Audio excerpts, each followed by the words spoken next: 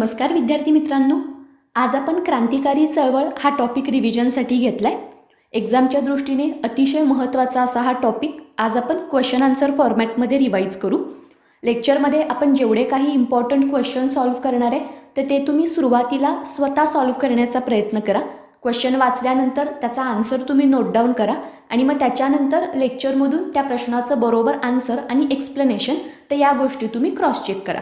तर अशा पद्धतीने लेक्चरच्या शेवटपर्यंत या घटकाचा अभ्यास आपला झाला आहे की नाही तर ही गोष्ट तुमच्या लक्षात येईल. ओके, या लेक्चरची PDF ही तुम्हाला विजन स्टडीवरती डाउनलोड सेक्शनमध्ये मिळेल आणि विजन गव्हर्नमेंट जॉब तर हे जे आपलं ऑफिशियल टेलिग्राम चॅनल आहे तर त्यावरून सुद्धा या लेक्चरची PDF आणि ऑडिओ फाईल ही तुम्ही डाउनलोड करू शकता. ठीक आहे, आणि विजन स्टडीचं ॲप हे आता तुम्ही इझिली गुगल प्ले स्टोअरवरून डाउनलोड करू शकता. ॲपच्या माध्यमातून भरपूर स्टडी मटेरियल तुम्हाला घरी बसल्या मिळतं आहे. प्रत्येक विषयाच्या ज्या PDF नोट्स आहेत तर त्या अवेलेबल आहेत आणि त्याच पद्धतीने तुम्ही डेली प्रॅक्टिस टेस्टसुद्धा सॉल्व्ह करू शकता. आणि ज्या विद्यार्थ्यांना विजन स्टडीच्या कोर्समध्ये ॲडमिशन घ्यायचं आहे तर अशांसाठी बरेचसे कोर्स अवेलेबल आहेत. जसं की प्रत्येक विषयानुसार जे कोर्स आहेत तर त्याच्यामध्ये तुम्ही ॲडमिशन घेऊ शकता. तुम्हाला जर असं वाटत असेल की एखादा सब्जेक्ट आपला वीक आहे आणि आपण त्याच्यावरतीच थोडं जास्त काम केलं पाहिजे तर तुम्ही ह्या सब्जेक्टनुसार जे कोर्स आहेत तर त्याच्यामध्ये ॲडमिशन घेऊ शकता. त्याचप्रमाणे क्वेश्चन आन्सर रिव्हिजन बॅच तर ह्या बॅचचे ॲडमिशन ओपन आहेत. राज्यसेवा ई क्लास, संयुक्त गट ब तर असे बरेच कोर्स सध्या विजन स्टडीवरती अवेलेबल आहेत. जर तुम्ही इंटरेस्टेड असाल तर नक्कीच या कोर्समध्ये आपला प्रवेश घ्या. ओके, तर आता आपण अजून वेळ न घेता लगेच आपल्या आजच्या लेक्चरला सुरुवात करू. आपल्या आजच्या लेक्चरमधला पहिला प्रश्न आहे, त्याच्यामधलं अविधान आहे की राष्ट्रीय सभेच्या स्थापनेपूर्वी ब्रिटिश सत्तेविरुद्ध उमाजी नाईक, वासुदेव बळवंत फडके यांनी उठाव केले. ब विधान आहे, बिहारमधील बिरसा मुंडा यांच्या नेतृत्वाखाली आदिवासींनी ब्रिटिशांविरुद्ध उठाव केला. आणि क विधान आहे, आसाम येथील नागा नेता जदोनांग यांनी ब्रिटिशांविरुद्ध उठाव केला.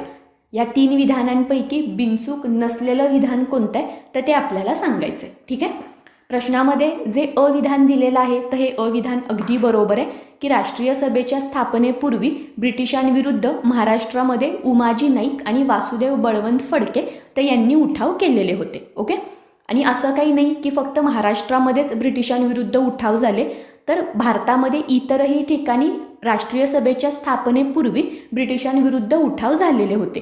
मग जर आपण कर्नाटकचा विचार केला तर कर्नाटकमध्ये कित्तूरची राणी चन्नम्मा तर हिने ब्रिटिशांविरुद्ध उठाव केलेला होता. त्याचप्रमाणे पंजाबमध्ये रामसिंह कुका तर यांच्या नेतृत्वामध्ये सुद्धा ब्रिटिशांविरुद्ध सशस्त्र उठाव झालेले होते. ओके, म्हणजे आपल्याला बऱ्याचदा असं वाटतं की राष्ट्रीय सभेच्या स्थापनेनंतरच जी राष्ट्रीय क्रांतिकारी चळवळ आहे तर त्याची सुरुवात झाली, तर तसं काही नाही आहे. राष्ट्रीय सभेच्या स्थापनेपूर्वीसुद्धा महाराष्ट्रामध्ये आणि इतर भारतामध्ये ब्रिटिशांविरुद्ध सशस्त्र उठाव झालेले होते. ओके, तर प्रश्नामध्ये दिलेलं हे जे अविधान आहे तर हे अविधान अगदी बरोबर आहे. त्यानंतरचं आपलं ब विधान की बिहारमधील बिरसा मुंडा यांच्या नेतृत्वाखाली आदिवासींनी ब्रिटिशांविरुद्ध उठाव केला तर हे स्टेटमेंटसुद्धा बरोबर आहे. आणि प्रश्नामध्ये दिलेलं जे क विधान आहे तर ते जर तुम्ही नीट वाचलं तर ते थोडंसं चुकीचं आहे. आता त्याच्यामध्ये आपल्याला काय म्हटलेलं आहे की आसाम येथील नागा नेता जदोनांग तर यांनी ब्रिटिशांविरुद्ध उठाव केला. तर आता हे जे नागा नेते आहेत जदोनांग तर यांनी ब्रिटिशांविरुद्ध उठाव केला ही इन्फॉर्मेशन बरोबर आहे, पण हे जे उठाव आहेत तर ते मणिपूरमध्ये झालेले होते.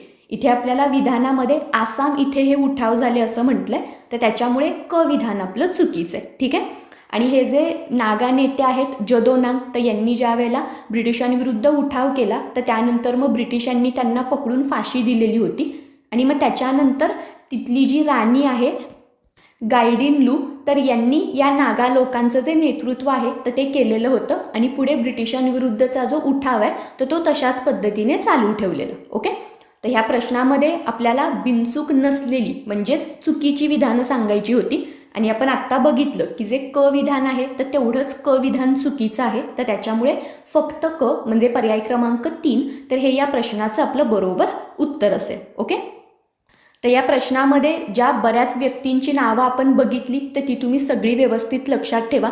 जसं की कर्नाटकमध्ये कित्तूरची राणी चन्नम्मा, त्याचप्रमाणे पंजाबमध्ये रामसिंह कुका, बिहारमध्ये बिरसा मुंडा आणि मणिपूरमध्ये नागा नेते जदोनाम, तर यांनी ब्रिटिशांविरुद्ध उठाव केलेले होते. ओके, तर ही जी सगळी इन्फॉर्मेशन आहे तर ती तुम्हाला व्यवस्थित माहिती पाहिजे. याच्यावरती जोड्या लावा अशा फॉर्ममध्ये सुद्धा आपल्याला प्रश्न बनवू शकतो. ठीक आहे, तर आय होप या प्रश्नाशी रिलेटेड ही सगळी इन्फॉर्मेशन तुम्हाला व्यवस्थित समजली असेल. आता आपण पुढचा प्रश्न बघू. या प्रश्नामध्ये आपल्याला अविधानामध्ये म्हटलंय की 1905ला श्यामजी कृष्ण वर्मा यांनी लंडन इथे भारत स्वशासन समितीची स्थापना केली. ब विधान आहे इंडिया हाऊस मार्फत इंडियन सोशलिस्ट हे मासिक सुरू करण्यात आलं. आणि क विधान आहे पूर्ण स्वराज्य हे इंडिया हाऊसचं अंतिम उद्दिष्ट होतं. या 3 विधानांपैकी सत्य विधान कोणतं आहे तर हे आपल्याला सांगायचं आहे. मी डिरेक्टली या प्रश्नाचा आन्सर तुम्हाला सांगते आणि मग आपण त्याचं एक्सप्लेनेशन बघू. प्रश्नामध्ये दिलेली ही जी 3 विधानं आहेत तर ही 3ही विधानं बरोबर आहेत. ओके, तर त्याच्यामुळे वरीलपैकी सर्व म्हणजे पर्याय क्रमांक 4 तर हे या प्रश्नाचं आपलं बरोबर उत्तर असणार आहे. ठीक आहे, 1905मध्ये श्यामजी कृष्ण वर्मा तर यांनी लंडन इथे भारत स्वशासन समितीची स्थापना केलेली होती. त्यालाच इंडियन होम रूल सोसायटी असं म्हटलं जातं. ठीक आहे, तर ही दोनही नावं तुम्ही लक्षात ठेवा. 2 वेगवेगळी गोष्टी नाही आहेत, तर एकच आहे की भारत स्वशासन समिती म्हणजेच Indian home rule society. Okay, तर त्याची स्थापना श्यामजी कृष्ण वर्मा यांनी लंडन इथे केलेली होती. त्याचप्रमाणे जे इंडिया हाऊस आहे तर या इंडिया हाऊसमार्फत इंडियन सोशलिस्ट तर हे मासिक सुरू करण्यात आलं. तर हे जे ब विधान आहे तर हे ब विधानसुद्धा बरोबर आहे. हा एक इम्पॉर्टंट पॉईंट आहे, तो तुम्ही लक्षात ठेवा. अगदी साधा सिंपल 1 लाइनर क्वेश्चनसुद्धा आपल्याला विचारला जाऊ शकतो की इंडियन सोशलिस्ट हे मासिक कुणी सुरू केलं, तर हे मासिक इंडिया हाऊसमार्फत सुरू करण्यात आलेलं होतं. ठीक आहे, आणि श्यामजी कृष्ण वर्मा यांनी ही जी भारत स्वशासन समिती सुरू केलेली होती तर त्यालाच नंतरच्या काळामध्ये इंडिया हाऊस असं म्हटलं जात होतं. तर हा पॉईंटसुद्धा तुम्हाला माहिती असावा. ठीक आहे, आणि हे जे इंडिया हाऊस आहे तर त्यांचं जे अंतिम उद्दिष्ट आहे तर ते काय होतं तर पूर्ण स्वराज्य. ठीक आहे, तर त्याच्यामुळे क विधानसुद्धा आपलं बरोबर आहे. आणि तुम्हाला ही गोष्टसुद्धा माहिती पाहिजे की श्यामजी कृष्ण वर्मा तर यांनी परदेशामध्ये येणारे जे तरुण भारतीय लोक आहेत तर त्यांना 1,000 रुपयांच्या 6 फेलोशिप त्यांच्यासाठी सुरू केलेल्या होत्या. आणि मग नंतरच्या काळामध्ये इंडिया हाऊस तर हे एक चळवळीचं केंद्र बनलं. आणि मग पुढे सावरकर, त्याचप्रमाणे लाला हरदयाल, मदनलाल धिंगरा, तर हे जे सगळे प्रमुख नेते आहेत तर ते या इंडिया हाऊसशी जुडले गेले. तर इंडिया हाऊसबद्दल हे सगळे पॉईंट आपल्यासाठी खूप महत्त्वाचे आहेत. पहिला पॉईंट आपण कोणता बघितला तर इंडिया हाऊसची जी स्थापना आहे तर ती श्यामजी कृष्ण वर्मा यांनी लंडनला केली. इंडिया हाऊसमार्फतच इंडियन सोशलिस्ट तर हे जे मासिक आहे तर ते सुरू करण्यात आलं. आणि पूर्ण स्वराज्य तर हे त्यांचं अंतिम उद्दिष्ट होतं. ठीक आहे, तर हे 3 पॉईंट तुम्ही व्यवस्थित लक्षात ठेवायचे. तर ह्या प्रश्नाचं आन्सर आपल्याला व्यवस्थित समजलं आहे. आता आपण पुढचा प्रश्न सॉल्व्ह करू. या प्रश्नामध्ये आपल्याला क्रांतिकारी घटनांचा योग्य क्रम लावा असं म्हटलं आहे. मला वाटतं आयोगाचा हा एक मोस्ट फेवरेट क्वेश्चन आहे, कारण जर तुम्ही इतिहासाचे आपले क्वेश्चन पेपर बघितले तर बऱ्याचदा ज्या प्रमुख महत्त्वाच्या घटना आहेत तर त्याचा योग्य क्रम लावा. तर हा प्रश्न बऱ्याचदा आयोगाकडून विचारला जातो. तर इथे आपल्याला 4 क्रांतिकारी घटना दिलेत आणि त्याचा योग्य क्रम आपल्याला लावायचा आहे. अ ऑप्शन आपल्याला दिलेला आहे रँडची हत्या, त्यानंतर ब जॅक्सनची हत्या, क मुजफ्फरपूरचा कट आणि ड अभिनव भारत. ओके, आता या 4 घटनांपैकी कोणती घटना आधी झाली तर हे आपण बघू. जी रँडची हत्या आहे तर ही जी घटना आहे तर ती 1897मध्ये झालेली होती. ओके, आता रँड कोण होता, त्याने काय केलं तर हे तुम्हाला सर्वांनाच माहिती आहे. पुण्यामध्ये ज्यावेळेला प्लेगची साथ आलेली होती तर त्यावेळेला या प्लेगचा बंदोबस्त करणं, त्याचं नियंत्रण करणं, तर याच्यासाठी म्हणून जो ब्रिटिश अधिकारी नेमण्यात आलेला होता तर त्याचं नाव होतं रँड. पण त्याने त्या काळामध्ये भारतीय लोकांवरती खूप मोठ्या प्रमाणावरती अन्याय अत्याचार केलेले होते. म्हणजे जे प्लेगचे रोगी आहेत तर त्यांना शोधण्यासाठी म्हणून अगदी प्रत्येकाच्या घरामध्ये जाऊन त्याच्या घरामधलं जे काही सामान आहे तर त्याची नासधूस करणं किंवा देवदेवतांचा अपमान करणं, तर ह्या ज्या सगळ्या गोष्टी आहेत तर त्या या रँडनी केलेल्या होत्या. आणि त्यामुळेच रँडची जी हत्या आहे तर ती चाफेकर बंधूंनी 1897मध्ये केलेली होती. ओके, तर हा पॉईंट तुम्हाला समजला. त्यानंतर जी जॅक्सनची हत्या आहे तर ही जी घटना आहे तर ती 1909ची आहे. ओके, जो जॅक्सन आहे तर त्याची जी हत्या आहे तर ती आनंद कन्हेरे तर यांनी केलेली होती. ठीक आहे, तर हा पॉईंट सुद्धा लक्षात ठेवा की कुणाची हत्या कोणत्या क्रांतिकारकांनी केली आणि कधी केली, तर या दोनही गोष्टी आपल्याला माहिती पाहिजेत. त्यानंतर जो तिसरा ऑप्शन आपल्याला प्रश्नामध्ये दिलाय की मुजफ्फरपूरचा कट, तर ही जी घटना आहे तर ती 1907ची होती. आता बेसिकली हा कट काय होता किंवा त्यावेळेला काय झालेलं होतं, तर जो न्यायाधीश किंग्सफोर्ड होता तर त्याने अगदी छोट्या छोट्या गुन्ह्यांसाठी भारतीय लोकांना, भारतीय तरुणांना खूप मोठमोठ्या शिक्षा ठोठावलेल्या होत्या. तर त्याच्यामुळेच या न्यायाधीशाचा बदला घेण्यासाठी म्हणून प्रफुल्ल चाकी आणि खुदीराम बोस तर यांनी या न्यायाधीश किंग्सफोर्डवरती बॉम्ब टाकलेले होते.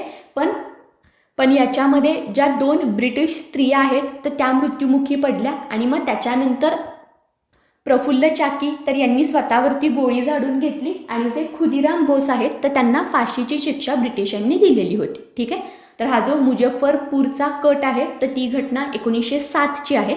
आणि त्यानंतर सर्वात शेवटी ते म्हणजे अभिनव भारत. तर अभिनव भारत ही जी संघटना आहे तर तिची स्थापना 1904मध्ये झाली. बाबाराव सावरकर आणि विनायक दामोदर सावरकर तर यांनी अभिनव भारत या संघटनेची स्थापना 1904मध्ये केलेली होती. ओके, तर आता ह्या ज्या 4 घटना आहेत तर त्या कधी घडल्या तर हे मी तुम्हाला सांगितलं. पण आपल्याला या घटनांचा योग्य क्रम सांगायचा आहे. तर जी पहिली घटना घडली तर ती होती रँडची हत्या 1897, म्हणजे अ ऑप्शन आपला पहिल्यांदा येईल. त्यानंतर दुसरी जी घटना आहे तर ती आहे अभिनव भारत, ते म्हणजे ड. त्यानंतर मुजफ्फरपूरचा कट 1907मध्ये झाला आणि त्यानंतर जॅक्सनची हत्या 1909. तर त्याच्यामुळे अ, ड, क आणि ब, तर अशा पद्धतीने हा योग्य सिक्वेन्स आपल्याला येईल. आणि हा सिक्वेन्स आपल्याला पर्याय क्रमांक 3मध्ये दिलाय. तर त्याच्यामुळे या प्रश्नाचं आपलं जे बरोबर आन्सर असणार आहे तर ते असणार आहे ऑप्शन नंबर 3. ठीक आहे, तर आता आपण पुढचा प्रश्न बघू. या प्रश्नामध्ये आपल्याला 3 विधानं दिलेत आणि त्याच्यापैकी चुकीचं विधान कोणतं आहे तर हे आपल्याला सांगायचं आहे. अविधान आहे भगतसिंग यांच्या नेतृत्वात सॉन्डर्सची हत्या करण्यात आली. ब विधान आहे प्रीतिलता वड्डेदार यांनी कलेक्टर स्टीव्हन्सनला ठार केलं. आणि क विधान आहे वासुदेव गोगटे यांनी हॉटसन या हंगामी गव्हर्नरवर गोळी झाडली. आता या 3 विधानांपैकी चुकीचं विधान आपल्याला शोधायचं आहे. जे अविधान आहे तर हे अविधान अगदी बरोबर आहे की भगतसिंग यांच्या नेतृत्वामध्ये सॉन्डर्सची हत्या करण्यात आलेली होती. ओके, आता या सॉन्डर्सची हत्या का करण्यात आली, त्याने असं काय केलेलं, तर ह्या गोष्टीसुद्धा आपल्याला माहिती पाहिजेत. तुम्हाला तर सर्वांनाच माहिती आहे की जे सायमन कमिशन भारतामध्ये आलेलं होतं तर भारतीयांनी या सायमन कमिशनला मोठ्या प्रमाणावरती विरोध केलेला होता. आता ही गोष्टसुद्धा तुम्हाला माहिती असेल की सायमन कमिशन भारतामध्ये का आलेलं होतं. तर 1919चा जो चेम्सफर्ड ॲक्ट आहे तर त्याला 10 वर्ष पूर्ण झाल्यानंतर त्याचं परीक्षण करण्यासाठी म्हणून हे जे सायमन कमिशन आहे तर ते भारतामध्ये आलेलं होतं.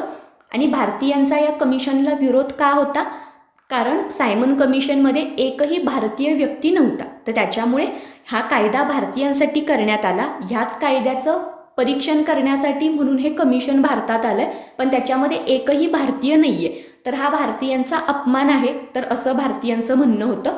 आणि त्यामुळेच या कमिशनला भारतामध्ये खूप मोठ्या प्रमाणावरती विरोध झाला. मग अर्थातच त्यावेळेला हा जो विरोध आहे किंवा जे आंदोलन आहे तर ते दडपण्यासाठी ब्रिटिशांनी भारतीयांवरती लाठी हल्ला केलेला होता.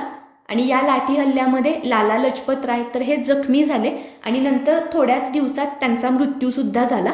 तरी लाला लजपत राय यांचा मृत्यूचा बदला घेण्यासाठी म्हणून त्यावेळचा जो ब्रिटिश अधिकारी आहे सॉन्डर्स तर त्याची हत्या ही भगतसिंग यांच्या नेतृत्वामध्ये करण्यात आली. ओके, तर हे जे अविधान आहे तर हे अविधान अगदी बरोबर आहे. त्यानंतरचं जे ब विधान आहे तर हे ब विधान चुकीचं आहे की प्रीतिलता वड्डेदार यांनी कलेक्टर स्टीव्हन्सनला ठार केलं. तर नाही, प्रीतिलता वड्डेदार तर यांनी एक जो ब्रिटिश क्लब आहे तर त्याच्यावरती हल्ला केलेला होता, पण या हल्ल्यामध्ये त्या स्वतःच जखमी झालेल्या होत्या. ठीक आहे, स्टीव्हन्सनची जी हत्या आहे तर ती प्रीतिलता वड्डेदार यांनी केलेली नव्हती. ठीक आहे, आता तुमच्यासाठी एक थोडासा टास्क देते की जो कलेक्टर स्टीव्हन्सन आहे तर त्याला कुणी ठार केलं तर ह्याच्याबद्दल तुम्ही थोडंसं आठवून ठेवा. अर्थात लेक्चरमध्ये आपण पुढे त्यावरती सुद्धा आधारित प्रश्न सोडवणार आहे, तेव्हा ती इन्फॉर्मेशन मी तुम्हाला सांगेन, पण तोपर्यंत तुम्ही या प्रश्नाचा आन्सर शोधून ठेवा. ओके.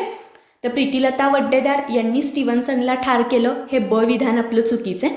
त्यानंतरचं क विधान की वासुदेव गोगटे यांनी हॉटसन या हंगामी गव्हर्नरवर गोळी झाडली, तर हे स्टेटमेंट अगदी बरोबर आहे. जे आपलं फर्ग्युसन कॉलेज आहे, तर या फर्ग्युसन कॉलेजमधील वासुदेव गोगटे तर यांनी हॉटसन हा जो हंगामी गव्हर्नर आहे तर त्याच्यावरती गोळी झाडलेली होती. ठीक आहे. तर त्याच्यामुळे क विधान बरोबर आहे. पण प्रश्नामध्ये आपल्याला चुकीचं विधान सांगायचं होतं आणि चुकीचं विधान कोणतं आहे, तर ब विधान चुकीचं आहे. तर त्याच्यामुळे फक्त ब म्हणजे पर्याय क्रमांक 2, तर हे या प्रश्नाचं आपलं बरोबर उत्तर असेल. ठीक आहे. आता आपण पुढचा प्रश्न सॉल्व्ह करू. हा प्रश्न थोडासा डिफिकल्ट तुम्हाला वाटू शकतो, पण स्टेटमेंट तुम्ही थोडेसे केअरफुली वाचा. प्रश्नामध्ये आपल्याला अविधानामध्ये म्हटलंय की 1924मध्ये सर्व क्रांतिकारी संघटनांचं अधिवेशन मुंबईला बोलवण्यात आलं. ब विधान आहे 1924मध्ये हिंदुस्तान रिपब्लिकन असोसिएशन ही संघटना स्थापन झाली. आणि क विधान आहे सचिंद्रनाथ सन्याल, राजेंद्र लाहिरी व अशफाकुल्ला खान यांचा हिंदुस्तान रिपब्लिकन असोसिएशनच्या स्थापनेमध्ये पुढाकार होता. ओके. या 3 विधानांपैकी बिनचूक विधान कोणतं आहे, तर हे आपल्याला सांगायचं आहे. या प्रश्नामध्ये जे पहिलंच विधान आपल्याला दिलेलं आहे तर हे चुकीचं आहे. जे 1924मध्ये सगळ्या क्रांतिकारी संघटनांचं अधिवेशन बोलवण्यात आलेलं होतं तर ते कानपूरला बोलवण्यात आलेलं होतं. अविधानामध्ये हे अधिवेशन मुंबईला बोलवण्यात आलं असं म्हटलं, तर त्याच्यामुळे अविधान हे आपलं चुकीचं आहे. ठीक आहे. आता हे जे अधिवेशन होतं तर त्याच्यामध्ये सचिंद्रनाथ सन्याल, त्याचप्रमाणे योगेशचंद्र चॅटर्जी, रामप्रसाद बिस्मिल, तर हे जे जुने क्रांतिकारी आहेत तर ते तर उपस्थित होतेच, पण त्याचसोबतच भगतसिंग, सुखदेव, शिव वर्मा, त्याचप्रमाणे चंद्रशेखर आझाद, तर हे जे नवीन आणि तरुण क्रांतिकारी आहेत तर ते सुद्धा या अधिवेशनाला उपस्थित होते. ओके. आणि याच अधिवेशनानंतर जी हिंदुस्तान रिपब्लिकन असोसिएशन तर ही जी संघटना आहे तर ती स्थापन करण्यात आली. तर त्याच्यामुळे जे ब विधान आहे तर हे ब विधानसुद्धा आपलं बरोबर आहे. आणि प्रश्नामध्ये दिलेलं जे क विधान आहे की सचिंद्रनाथ सन्याल, त्याचप्रमाणे राजेंद्र लाहिरी आणि अशफाकुल्ला खान तर यांचा हिंदुस्तान रिपब्लिकन असोसिएशनच्या स्थापनेत पुढाकार होता, तर हे क विधानसुद्धा बरोबर आहे. ठीक आहे. आणि प्रश्नामध्ये आपल्याला बिनचूक म्हणजे योग्य विधानच सांगायची होती, तर त्याच्यामुळे ब आणि क तर हे या प्रश्नाचं आपलं बरोबर उत्तर असणार आहे. ठीक आहे. आणि मग त्यानंतर पुढे 1928मध्ये क्रांतिकारकांची एक बैठक दिल्लीला झालेली होती आणि त्या ठिकाणी हिंदुस्तान सोशलिस्ट रिपब्लिकन असोसिएशन तर या संघटनेची स्थापना झाली. ओके. ही नावं थोडीशी आपल्याला कन्फ्युजिंग वाटू शकतात, कारण 1924मध्ये हिंदुस्तान रिपब्लिकन असोसिएशनची स्थापना झाली आणि 1928मध्ये हिंदुस्तान सोशलिस्ट रिपब्लिकन असोसिएशनची स्थापना झाली. ओके. तर सोशलिस्ट हा जो वर्ड आहे तो नंतर ॲड झाला आहे, तर असं तुम्ही थोडंसं लक्षात ठेवा. आता ही जी संघटना आहे तर त्या संघटनेबद्दल सुद्धा मी काही इम्पॉर्टंट पॉईंट तुम्हाला सांगते, तर ते सुद्धा तुम्ही नोट डाऊन करा. आता ही संघटना 1928मध्ये स्थापन झाली हे तर तुम्हाला समजलं. या संघटनेची जी उद्दिष्ट होती तर ती सुद्धा खूप महत्त्वाची आहेत, तर ती तुम्ही व्यवस्थित काळजीपूर्वक ऐका. या संघटनेच्या स्थापनेमागचं पहिलं महत्त्वाचं उद्दिष्ट ते म्हणजे गांधीजींचा जो अहिंसेचा मार्ग आहे, त्यांचं जे अहिंसेचं धोरण आहे तर ते निरर्थक आहे, त्याच्यातून आपण काहीच साध्य करू शकत नाही. तर ह्याच्याबद्दलची जी इन्फॉर्मेशन आहे किंवा जी जनजागृती आहे तर ती करणं, तर हे या संघटनेचं एक उद्दिष्ट होतं. त्याचप्रमाणे पूर्ण स्वराज्याच्या प्राप्तीसाठी आपण प्रत्यक्ष कृती केली पाहिजे, प्रत्यक्ष कार्यवाही केली पाहिजे, तर हे सुद्धा उद्दिष्ट या संघटनेने आपल्या डोळ्यासमोर ठेवलेलं होतं. आणि त्याच पद्धतीने भारतामध्ये समाजवादी किंवा साम्यवादी स्वरूपाचं जे भारतीय संघराज्य आहे तर त्याची स्थापना करणं, तर हे सुद्धा हिंदुस्तान सोशलिस्ट रिपब्लिकन असोसिएशनचं एक महत्त्वाचं उद्दिष्ट होतं. ओके. तर या संघटनेची 3 उद्दिष्ट होती, तर ती तुम्ही व्यवस्थित लक्षात ठेवा. पहिलं म्हणजे की गांधीजींचा जो अहिंसेचा मार्ग आहे तो निरर्थक आहे. त्यानंतर पूर्ण स्वराज्याच्या प्राप्तीसाठी प्रत्यक्ष कार्यवाही आणि भारतामध्ये साम्यवादी किंवा समाजवादी स्वरूपाचं जे संघराज्य आहे तर त्याची स्थापना करणं. ठीक आहे. तर ह्या संघटनेची ही जी उद्दिष्ट आहेत तर ती तुम्ही व्यवस्थित लक्षात ठेवा. आणि या 2 संघटनांची जी नावं आहेत तर त्याच्यामध्ये थोडंसं केअरफुली तुम्ही गोष्टी लक्षात ठेवा, कारण हे थोडीशी कन्फ्युजिंग नाव आहेत, तर त्याच्यामुळे आपल्याला थोडंसं एक्झाममध्ये याच्यामध्ये प्रॉब्लेम होऊ शकतो. पुढच्या प्रश्नामध्ये आपल्याला खालीलपैकी योग्य विधानं ओळखा असं म्हटलंय. अविधान आहे, लाला हरदयाल यांनी 1913ला अमेरिकेत हिंदी असोसिएशन ऑफ अमेरिका ही संघटना स्थापन केली. आणि ब विधान आहे, सशस्त्र उठावाच्या मदतीने भारतातील ब्रिटिश सत्ता नष्ट करणं हे गदर चळवळीचं उद्दिष्ट होतं. तर प्रश्नामध्ये दिलेली ही दोनही विधानं बरोबर आहेत की लाला हरदयाल तर यांनी 1913ला अमेरिकेमध्ये हिंदी असोसिएशन ऑफ अमेरिका तर ही संघटना स्थापन केलेली होती. आणि या संघटनेकडूनच गदर नावाचं जे साप्ताहिक आहे तर ते सुरू करण्यात आलेलं होतं.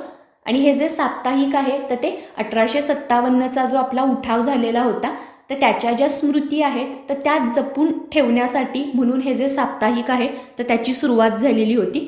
आणि मग नंतर याच साप्ताहिकाच्या नावावरून ही जी चळवळ आहे तर त्याला गदर चळवळ असं म्हटलं जाऊ लागलं. ओके.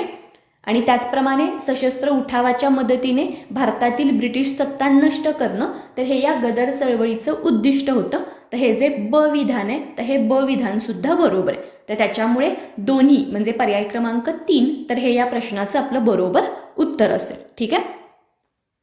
पुढच्या प्रश्नामध्ये आपल्याला खालीलपैकी असत्य विधान सांगायचं आहे. प्रश्नामध्ये आपल्याला 3 विधानं दिलेत. आपण एक एक करून विधान वाचू. अविधान आहे, कॅनडात क्रांतिकारी चळवळ संघटित करण्याचं काम बाबा गुरुदत्त सिंग यांनी केलं. ब विधान आहे, कामागाटा मारू हे जहाज किरायानं घेऊन भारतीयांना कॅनडात नेण्याचा प्रयत्न गुरुदत्त सिंग यांनी केला. आणि क विधान आहे, कॅनडाने जहाज उतरू देण्यास नकार दिला. या 3 विधानांपैकी असत्य विधान आपल्याला सांगायचं आहे. पण प्रश्नामध्ये दिलेली ही 3ही विधानं बरोबर आहेत. तर त्याच्यामुळे यापैकी नाही म्हणजे पर्याय क्रमांक 4 तर हे या प्रश्नाचं आपलं बरोबर उत्तर असेल. ओके. आता ही घटना एक्झॅक्टली काय होती आणि हे जे जहाज आहे तर ते किरायाने घेऊन भारतीयांना कॅनडात नेण्याचं उद्देश काय होता तर ह्या सगळ्या गोष्टी आपल्यासाठी खूप महत्त्वाच्या आहेत. तर त्या मी तुम्हाला सांगते, तर त्यासुद्धा तुम्ही थोड्या काळजीपूर्वक ऐका. जसं की प्रश्नामध्ये जे अविधान आपल्याला दिलेलं आहे तर त्यातून ही गोष्ट तर तुम्हाला समजलीच आहे की कॅनडामध्ये क्रांतिकारी चळवळ संघटित करण्याचं जे काम आहे तर ते बाबा गुरुदत्त सिंग तर हे करत होते. आणि भारतीयांना स्वतंत्र जीवन कसं असतं किंवा स्वातंत्र्याचं जीवन कसं असतं तर त्याचा जो अनुभव आहे तर तो भारतीयांना व्हावा. आणि एकदा ते जीवन कसं आहे तर त्या गोष्टीचा अनुभव भारतीयांना मिळाला तर आपल्याला सुद्धा त्या पद्धतीचं जीवन हवं आहे. आणि त्याच्यासाठी ब्रिटिशांची जी गुलामगिरी आहे तर त्यापासून आपल्याला मुक्त झालं पाहिजे. तर ही जी गोष्ट आहे तर ती भारतीयांच्या लक्षात येईल आणि मग त्याच्यासाठी भारतीय लोक स्वतःहून प्रयत्न करतील. तर असं बाबा गुरुदत्त सिंग यांना वाटत होतं. आणि त्यामुळेच मग भारतीय लोकांना स्वतंत्र जीवनाचा जो अनुभव आहे तर तो देण्यासाठी म्हणून जे काही भारतीय शीख आणि मुस्लिम लोक आहेत तर त्यांना कॅनडामध्ये नेण्याचा जो प्रयत्न आहे तर तो बाबा गुरुदत्त सिंग यांनी केला. आणि त्याच्यासाठीच म्हणून हे जे कामागाटा मारू हे जे जपानी जहाज आहे तर ते त्यांनी किरायाने घेतलेलं होतं. आणि बऱ्याचशा लोकांना घेऊन ते कॅनडामध्ये गेले सुद्धा. पण जे ब्रिटिश सरकार होतं तर त्यांनी कॅनडावरती असा दबाव टाकला की हे जे जहाज आहे तर ते जहाज तुम्ही तिथे उतरू देऊ नका तिथल्या लोकांना, तर ते जहाज तुम्ही परत भारताकडे पाठवून द्या. आणि अर्थातच कॅनडाच्या सरकारने सुद्धा ब्रिटिशांचा हा जो दबाव आहे तर त्याला बळी पडून हे जे कामागाटा मारू हे जे जहाज आहे तर ते कॅनडामध्ये उतरू दिलं नाही. तर त्यामुळे जो बाबा गुरुदत्त सिंग यांचा जो उद्देश होता किंवा त्यांनी ज्या कारणासाठी ह्या सगळ्या गोष्टी केल्या तर त्या काही यशस्वी झाल्या नाहीत, कारण पुन्हा सगळ्या भारतीयांना घेऊन त्यांना कलकत्त्याला परत यावं लागलं. ओके. तर ही जी घटना आहे तर ती खूप महत्त्वाची आहे. आणि मुख्य म्हणजे बाबा गुरुदत्त सिंग तर यांचा त्याच्यामागचा उद्देश काय होता तर तो आपल्यासाठी खूप इम्पॉर्टंट आहे. ओके. तर ह्या प्रश्नामधली ही 3ही विधानं बरोबर आहेत. आणि प्रश्नामध्ये आपल्याला असत्य विधानं सांगायची होती तर त्याच्यामुळेच यापैकी नाही तर हे या प्रश्नाचं आपलं बरोबर उत्तर असेल. ठीक आहे. त्यानंतरच्या आपल्या पृष्ठच्या प्रश्नामध्ये आपल्याला खालील घटना आणि क्रांतिकारी तर यांची चुकीची जोडी कोणती आहे तर हे सांगायचं आहे. ठीक आहे. म्हणजे इथे ऑलरेडी आपल्याला क्रांतिकारी घटना दिलेल्या आहेत आणि त्याच्याशी रिलेटेड जे क्रांतिकारक आहेत तर त्यांची नावं आपल्याला पुढे दिलेत. आता ह्याची जी चुकीची जोडी आहे तर ती आपल्याला ओळखायची. अ ऑप्शन आपल्याला दिलेला आहे लाहोर कट आणि पुढे अमीरचंद बालमुकुंद असं म्हटलंय. तर ही जी जोडी आहे तर ती अगदी बरोबर आहे. मी लगेचच ह्या प्रत्येक घटनेबद्दल तुम्हाला इन्फॉर्मेशन सांगते, तर ती तुम्ही व्यवस्थित नोट डाऊन करा. लाहोरमध्ये जी लॉरेन्स बाग आहे, तर या लॉरेन्स बागेजवळ एक बॉम्बस्फोट झालेला होता आणि याच बॉम्बस्फोटाच्या आधारे हा जो लाहोर खटला आहे तो सुरू झाला.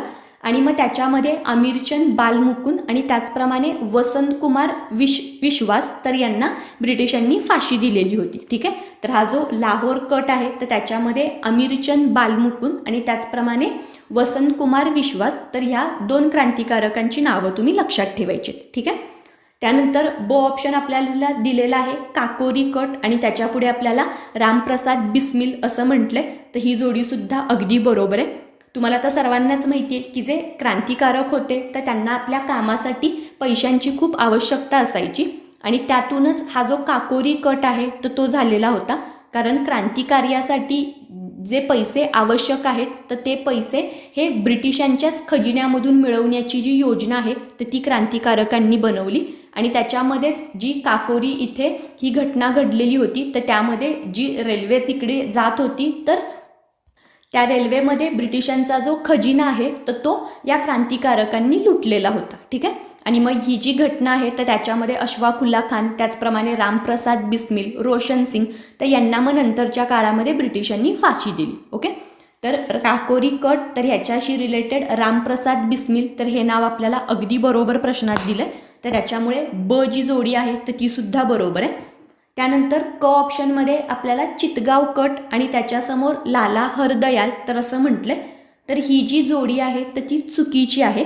चितगाव कट ही जी घटना आहे तर त्या घटनेमध्ये चितगाव इथे सरकारचा जे शस्त्रागार होतं तर त्या ठिकाणी क्रांतिकारकांनी हल्ला केलेला होता आणि त्याच्यामध्ये सूर्यसेन त्याचप्रमाणे तारकेश्वर दत्त आणि अंबिका चक्रवर्ती तर या क्रांतिकारकांचा सहभाग होता. ठीक आहे, पण इथे आपल्याला प्रश्नामध्ये चितगाव कटासमोर लाला हरदयाल तर असा ऑप्शन दिलेला आहे, तर त्याच्यामुळे क ऑप्शन आपला चुकीचं आहे. आणि त्यानंतर लास्ट ऑप्शन आपल्याला दिलेला आहे की माणिकतोळा कट आणि पुढे उल्हासकर दत्त तर ही जोडीसुद्धा बरोबर आहे.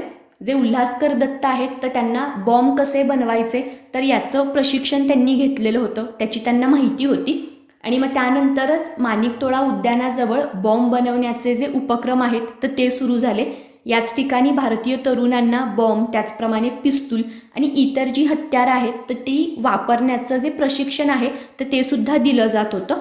पण नंतर ज्या वेळेला खुदिराम बोस आणि प्रफुल्ल चाकी तर यांनी न्यायाधीश किंग्सफोर्डला ज्या वेळेला मारण्याचा प्रयत्न केला तर त्याचं जे सगळी चौकशी आहे तर ती जेव्हा ब्रिटिशांनी सुरू केली तर त्यावेळेला हा जो माणिकतोळा इथला हा जो हे जे उद्यान आहे आणि तिथे बॉम्ब तयार करण्याचं जे प्रशिक्षण तरुणांना दिलं जातं तर ह्या सगळ्या गोष्टीची जी इन्फॉर्मेशन आहे तर ती ब्रिटिशांना समजली आणि मग त्यानंतर तिथले जे सगळे क्रांतिकारक आहेत तर त्यांना ब्रिटिशांनी अटक केली. ठीक आहे, तर माणिकतोळा कटाशी रिलेटेड उल्हासकर दत्त तर ही जी जोडी आपल्याला दिलेली आहे तर ती बरोबर आहे. पण प्रश्नामध्ये आपल्याला जी चुकीची जोडी आहे तर ती ओळखायची होती, तर त्याच्यामुळे फक्त क तर हे या प्रश्नाचं आपलं बरोबर उत्तर असेल. ठीक आहे, तर या ज्या सगळ्या क्रांतिकारी घटना आहेत तर त्या कधी घडल्या, त्याच्यामध्ये सहभागी असलेले क्रांतिकारक कोण होते, त्याच्यामध्ये कोणत्या ब्रिटिश अधिकाऱ्यांची हत्या करण्यात आली, तर ह्या सगळ्या गोष्टी तुम्हाला व्यवस्थित माहिती पाहिजे, कारण या घटकावरती ह्याच पॉईंटवरती आयोग आपल्याला प्रश्न विचारतो. ठीक आहे, त्यानंतर आपण जो पुढचा प्रश्न सॉल्व्ह करणार आहे तर त्याच्यामध्ये आपल्याला खालीलपैकी सत्यविधानं सांगायचे. अविधान आहे सावरकरांनी नाशिकमध्ये मित्रमेळा संघटनेची स्थापना केली. ब जतींद्रनाथ बॅनर्जी व बारिंद्र कुमार घोष यांनी अनुशीलन समितीची स्थापना केली. आणि क विधान आहे लाला हरदयाल तर यांनी बर्लिनला इंडियन इंडिपेंडन्स समितीची स्थापना केली. आता ह्याच्यापैकी सत्य म्हणजे बरोबर जी विधानं आहेत तर ती आपल्याला सांगायची. जे अविधान आहे तर हे अविधान बरोबर आहे की सावरकरांनी नाशिकमध्ये मित्रमेळा संघटनेची स्थापना केलेली होती.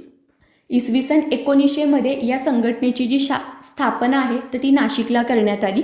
त्याचप्रमाणे जतींद्रनाथ बॅनर्जी आणि बारिंद्र कुमार घोष तर यांनी अनुशीलन समितीची जी स्थापना आहे तर ती कलकत्त्याला केलेली होती. तर हा पॉईंटसुद्धा खूप महत्त्वाचा आहे, तुम्ही व्यवस्थित लक्षात ठेवा. आणि अनुशीलन समितीच्या ज्या वेगवेगळ्या शाखा आहेत तर त्या इतर ठिकाणी सुद्धा सुरू करण्यात आलेल्या होत्या. जसं की ही जी शाखा आहे ती कलकत्त्याला सुरू झालेली होती. त्याचप्रमाणे ढाका इथे सुद्धा अनुशीलन समितीची स्थापना करण्यात आलेली. ठीक आहे.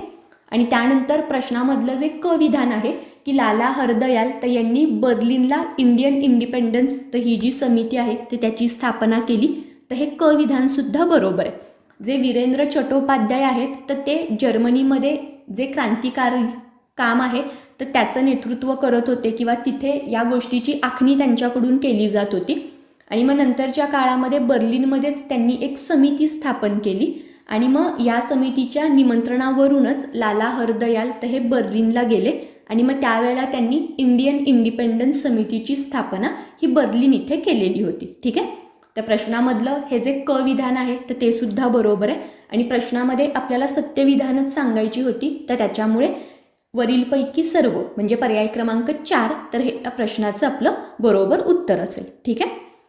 त्यानंतर आता लेक्चरमधला आपला पुढचा आणि शेवटचा प्रश्न. या प्रश्नामध्ये आपल्याला 3 विधानं दिलेत. अविधान आहे मदनलाल धिंगरा यांनी कर्जन वायलीची हत्या केली. ब शांती घोष व सुनीती चौधरी तर यांनी न्यायमूर्ती किंग्सफोर्डची हत्या केली. आणि क उधम सिंग यांनी लंडन इथे ओडवायरची हत्या केली.